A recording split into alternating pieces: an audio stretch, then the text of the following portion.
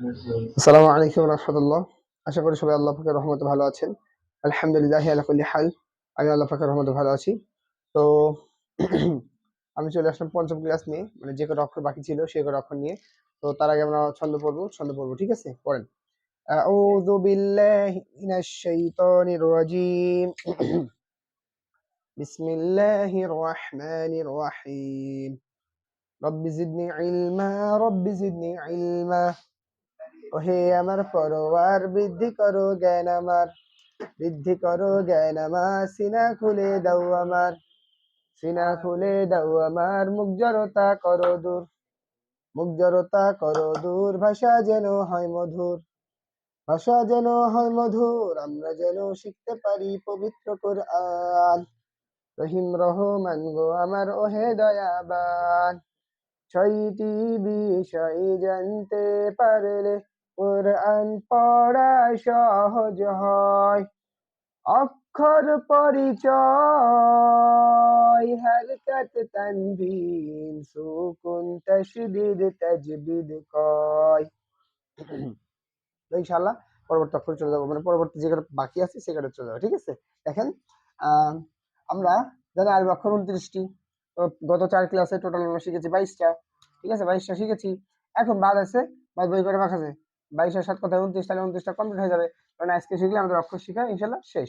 তারপর আমরা পরবর্তী যে স্টেপ গুলো আছে সেগুলো শিখবো। তো আমরা কথা না বাড়িয়ে অক্ষরগুলো শুরু করি। তো আজকে পরবর্তী যে অক্ষর আমরা শিখেছিলাম, কাফ পর্যন্ত। কি পর্যন্ত?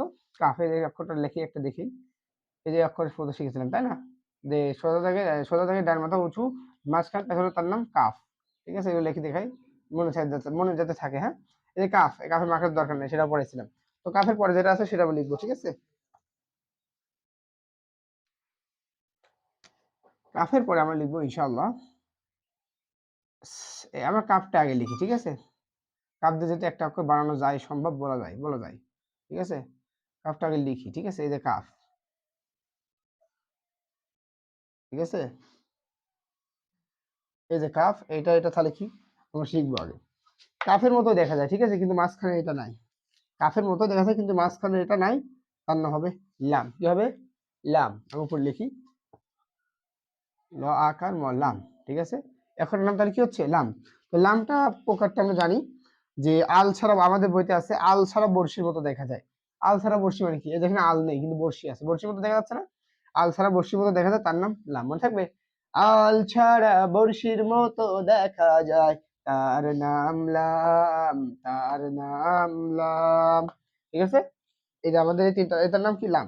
আর একটা কথা, লামের মাত্রার দরকার নাই, বলেন লাম, লাম, লাম, লাম হয়ে যাবে, ঠিক আছে? কোনো ভয় পাওয়ার দরকার নেই লামের। একটা কথা মনে রাখি, অনেকে অভিযোগ করেন হুজুর মাখরাজ নেই, মানে প্রতিটা অক্ষরে মাখরাজ আছে। কিন্তু আমি এমন ভাবে পড়াচ্ছি যাতে আপনার চাপ না হয়, আপনি মাখরাজ মুখস্থ করার দরকার নেই। মুখস্থ করলে ভালো, কিন্তু এমন ভাবে পড়াচ্ছি যাতে আপনার কোনো সমস্যা না হয়। যেমন নামে মাখরাজ নেই, পড়লে ভালো, কিন্তু আপনি পড়াচ্ছি না, ঠিক আছে? যেমন লাম, স্পষ্ট লাম হয়ে যাবে। কিছু কিছু অক্ষর আছে যেগুলো যদি বলেন, যেমন ধরেন আপনি বলেন একটা আছে ঝা, কিন্তু আপনি বলেন যা, জিম যাব, যা হয়ে গেল, জিম হয়ে গেল। আপনি যদি বলতেন ঝা, তাহলে ঝাটা হতো। মানে ওইগুলো ওই যেগুলো গুরুত্বপূর্ণ সেগুলো আমরা সামনে শিখবো, ঠিক আছে? বা সামনে শিখেছি সেগুলো মাখরাজ দিয়ে পড়তে হবে। আর এই যে লাম মাখরাজ দরকার নাই, বলেন লাম, লাম, লাম, লাম হয়ে যাবে, ঠিক আছে? মনে থাকবে, তো সমস্যা নাই, ঠিক আছে? তারপর দেখেন পরবর্তী যেটা দেখছি, ঠিক আছে? এই যে লাম, লাম, লামের পরে যেটা সেটা লিখবো।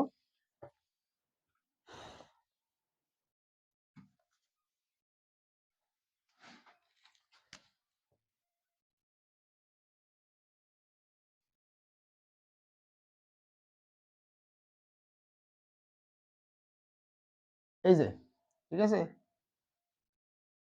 দেখেন, এই যে অক্ষরটার নাম মিম। অক্ষরের নাম কি? মিম। অক্ষরের নাম কি বলেন? মিম। মিম, এই মিমটা হলো কিভাবে? আমরা ছোটবেলায় যা পড়েছি এখনো তাই পড়বো ইনশাআল্লাহ। দাদা বা দাদির লাঠির মতো দেখা যায়, তার নাম মিম। ক্লিয়ার? আর মিমের প্রকার আছে ইনশাআল্লাহ, সামনে চার্টে যখন পড়াবো বা যখন বইতে বা পড়াবো তখন পড়াবো, ঠিক আছে ইনশাআল্লাহ। তো দেখেন, এটার নাম মিম। দাদা বা দাদির লাঠি, এক কথা বৃদ্ধা, বৃদ্ধার লাঠির মতো দেখা যায়, তার নাম মিম। মনে থাকবে না? খুব সুন্দর এটার নিয়ম। দাদির মতো লাঠির মতো দেখা যাচ্ছে, তাই না? এই লাঠি দিয়ে তো আমাদের দাদা দাদি হাঁটতো, তাই না? বা যাদের দাদা দাদি, আমার দাদা দিদি মারা গেছে, নালিল্লাহি ওয়া ইন্না ইলাইহি রাজিউন, আল্লাহ পাক তাদের শান্তিতে রাখুক, ভালো রাখুক, জান্নাতে যাক। তো যেটা বলছিলাম, এই যে মিমটা কিভাবে হলো? বৃদ্ধা বা দাদা দাদির লাঠির মতো দেখা যায়, তার নাম মিম, ঠিক আছে? মনে রাখবেন। মিমের মাখার দরকার নেই, তবে একটু সতর্ক পড়তে হবে। যেমন মিম, মিম পড়ার সময় দুই ছোট গোল হয়ে যায়, ঠিক আছে? বলতে হবে মিম, ধরেন মিম মিম, তাও হবে, সমস্যা নেই, কিন্তু ভালো করে পড়া ভালো, শুদ্ধ করে পড়া ভালো। যেমন মিম মিম, মনে রাখবেন। হ্যাঁ, তো মিমটা গেল, পরবর্তী অক্ষর দেখি।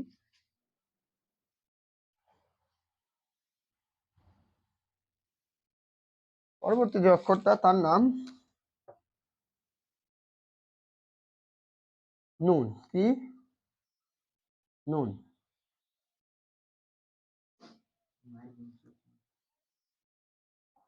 বড় হয়ে গেল, সরি।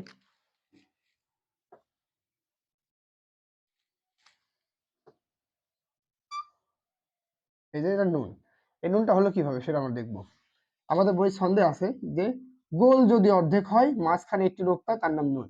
গোল অর্ধেক মানে, আমি একটা গোল আগে দিয়ে রাখি, এই যে গোল, ঠিক আছে? এই গোল যদি অর্ধেক হয়, অর্ধেক মানে এই যে উপরটা আমি মুছে দিলাম, অর্ধেক করে ফেললাম। তার মাঝখানে একটি মানে, এই যে মাঝখানে, এই যে মাঝখানে আছে, মাঝখানে একটু না, তার নাম নুন। সহজ না? কি সুন্দর! গোল যদি অর্ধেক হয়, মাঝে একটি নোক্তা, তার নাম নুন, তার নাম নুন। ক্লিয়ার? তো নুনটা কিভাবে হলো মনে রাখবেন। তো নুনের পরে, নুনের আরেকটা কথা, নুনের মাখার দরকার নেই, বলেন নুন নুন, নুন হয়ে যাবে, কোনো সমস্যা নাই। নুন নুন নুন। ক্লিয়ার? সমস্যা নেই। পরবর্তী অক্ষর।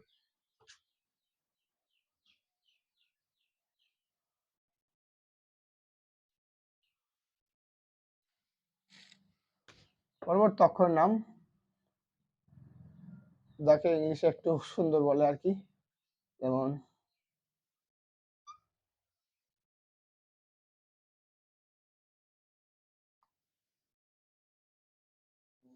এই দেখেন, এই অক্ষরটার নাম ওয়াও। অক্ষরের নাম কি? ওয়াও। এই ওয়াওটা হলো কিভাবে? ওয়াওটা কিভাবে হলো সেটা পরে দেখি, আগে মনে রাখি যে অক্ষরটার নাম ওয়াও। ঠিক আছে? এই অক্ষরটার তিনটা নাম ওয়াও। এই অক্ষরে কোনো ছোট অক্ষর হয় না, অক্ষর এমন থাকবে সারা জীবন, আজীবন। ঠিক আছে? তো অক্ষরের নাম ওয়াও। যেমন দেখেন, এই ওয়াওটা হলো কিভাবে সেটা আমরা পড়বো, তাই ওকে।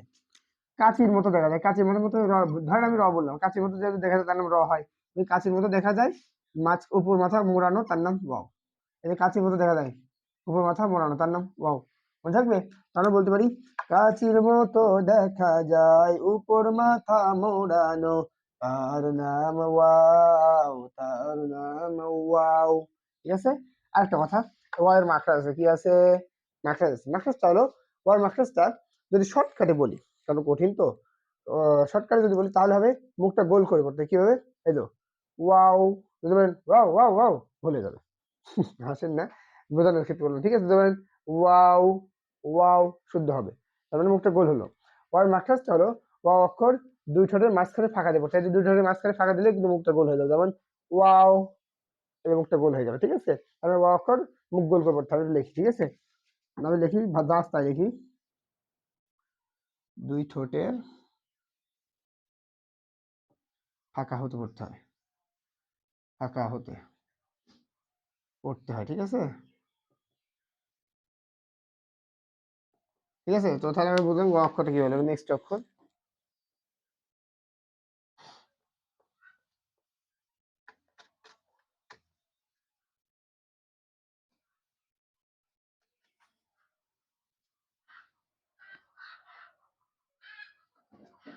দেখেন, ওয়ার পরে যেটা সেটা লিখি।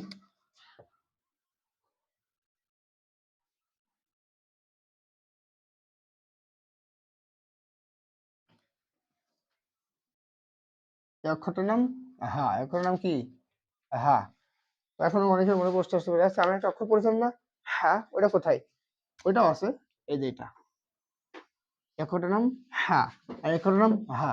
পার্থক্য তাহলে কোনটায়, কোনটা দিয়ে কোনটা পড়বো? এইটার মাখরাজ পড়াইছিলাম, আর এটার মাখরাজ দরকার নাই। যেমন এটা মাখরাজ পড়েছিলাম, শব্দ হবে, যেমন হ্যাঁ হ্যাঁ, ভেতর থেকে দিয়ে পড়তে হবে। আর এই যে এটা মাখরাজ কোনো দরকারই নাই, বলবেন হা, মানে মুখটা হা করে তাই হা হয়ে যাবে, হা, এ হা হয়ে গেছে। তো যদি এইটা যদি বলেন হা, তাহলে ভুল হবে, বলতে হবে হ্যাঁ, ভিতর থেকে, মানে শব্দ দিতে হবে। ঠিক আছে? তো এইটা কিভাবে হলো, এই হাটা কিভাবে হলো সেটা দেখবো। ঠিক আছে? এটা বলতে পারেন গোল হা। কি হা? গোল হা। আর ওই নিচে যেটা লিখলাম, মানে একটু লিখে দিই, এটা লম্বা হা, লম্বা, লম্বা হা। ঠিক আছে? লম্বা হা। ঠিক আছে? মনে রাখবেন। তো দেখেন, এইটা আমাদের বইতে আছে, ডাবের মতো দেখা যায়, তার নাম হা। তার নাম হা বা গোল হা, ঠিক আছে। ডাবের মতো দেখা যায় তার নাম হা। ডাব কিভাবে হয় আপনারা ভালো জানেন আমার থেকে, ঠিক আছে। ডাবের মতো দেখা যায় তার নাম হা, ঠিক আছে। পরবর্তী অক্ষরে যাচ্ছি। আর একটা কথা, হার মাখার দরকার নাই, বলেন হা, হা হয়ে যাবে, কোনো সমস্যা নেই, ঠিক আছে। পরবর্তী অক্ষর,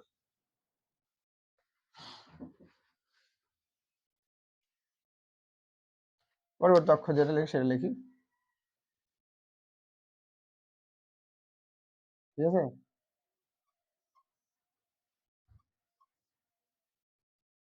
এই যে অক্ষরটা, এই তিনটা অক্ষরের নাম কি সেটা দেখো, উপরে লিখে দিয়েছি প্রথমেই।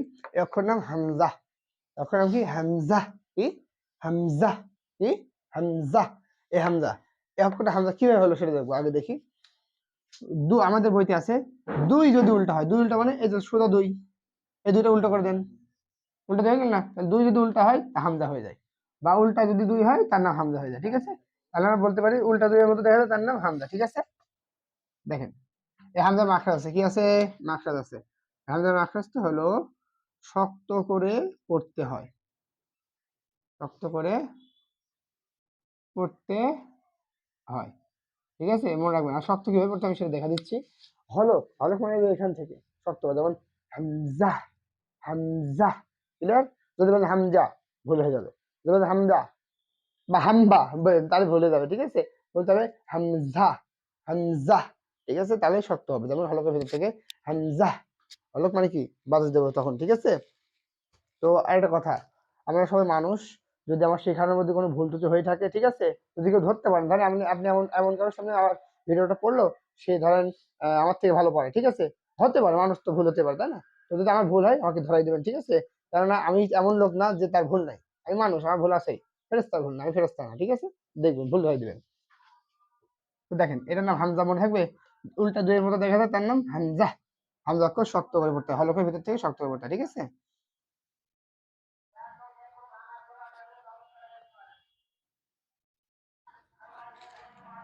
দেখেন, পরবর্তী যে অক্ষরটা তার নাম দেখি। পরবর্তী আর একটা অক্ষরই আছে, ঠিক আছে।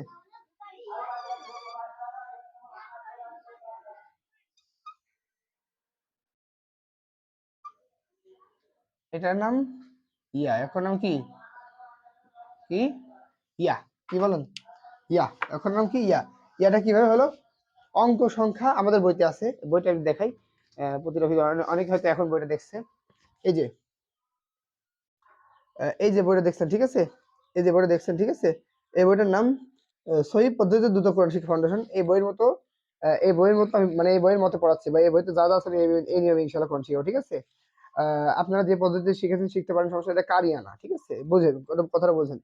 এই বইয়ের নিয়মে আমি এটা পড়াচ্ছি। তো এই বইতে আছে, আমি সেটা পড়াই, যে অঙ্ক সংখ্যা 6 এর মতো দেখা যায়। অঙ্ক সংখ্যা 6 মানে এটা 6 না? অঙ্ক সংখ্যা 6 এর মতো দেখা যায় তার নাম ইয়া, মনে থাকবে। অঙ্ক সংখ্যা 6 এর মতো দেখা তার নাম কি? ইয়া। বলেন, অঙ্ক সংখ্যা 6 এর মতো দেখা যায় তার নাম ইয়া, তার নাম ইয়া, ঠিক আছে। তার মানে এটা ইয়া, এটা ইয়া, এটা এটা ইয়া, যতগুলো এমন লিখবো সে কটা সব কি হবে? ইয়া হবে। এটা কি হবে? ভালো করে লিখতে হবে, ঠিক আছে। আর 5 লিখে দেন না, এইভাবে দিয়ে পড়তে হবে, হ্যাঁ, ঠিক আছে। তো দেখেন, এই যে আমরা অক্ষর শেষ করলাম, ঠিক আছে। আর একটা কথা বলতে ভুলে গেছি, এই ইয়ার মাখরাজ আছে, কি আছে? ইয়ার মাখরাজটা হলো নরম করে পড়তে হয়, নরম করে। নরম কিভাবে করবো আমি সেটা দেখাই, নরম করে। যেমন দেখেন, ইয়া কিভাবে নরম করে পড়তে হয়। আমাদের জিহ্বা আছে না, জিহ্বা, জিহ্বার মাঝ, ভিতর বের মাঝখান থেকে, শেষ আর এই যে শুরুর মাঝখান থেকে, ঠিক আছে, জিহ্বার মাঝ থেকে নরম করে পড়তে হয়। যেমন ইয়া, ইয়া, ইয়া। যদি বলেন ইয়া, শক্ত অন্য কিছু হয়ে যাবে, ঠিক আছে। ইয়া বলেন, ইয়া। তাহলে আমরা বলতে পারি ইয়া অক্ষর জিহ্বার মাঝ হতে নরম করে পড়তে হয়, ঠিক আছে। তো আমাদের এই অক্ষর লেখা শেষ হয়ে গেল, ঠিক আছে। এখন আমাদের যে কাজগুলো আছে, পরবর্তীতে আমরা অক্ষরের সাথে জবর জের পেশ মানে হারকাত, তানবিন, সুকুন, তাসদীদ দিয়ে ইনশাআল্লাহ পড়বো, ঠিক আছে। সেগুলো আমরা সামনের ক্লাসে ইনশাআল্লাহ শিখবো, ঠিক আছে। আর আমার ভিডিওটি ভালো লাগলে লাইক, কমেন্ট, শেয়ার দেবেন, যাতে আপনার অনেক শুভাকাঙ্ক্ষী ভাই বন্ধু, অনেকে আপনার বাড়িতে এমন অনেক লোক থাকতে পারে যে কোরআন পারে না, ঠিক আছে, তার জন্য কোরআন শেখা সহজ হবে, ঠিক আছে। তো আর যাদের সমস্যা হবে কমেন্ট করবেন বা ফোন দিবেন, নাম্বার দেওয়া থাকবে, ফোন দিবেন যে ভাই আমি এটা বুঝতে পারিনি, ভালো করে বোঝাই দেন, ঠিক আছে, সমস্যা নেই, বোঝাই দেবো। তাদের জন্য দেখা আলাদা ক্লাস নেবো, ঠিক আছে। ভালো করে এটা করে দেবেন, ঠিক আছে। আসসালামু আলাইকুম।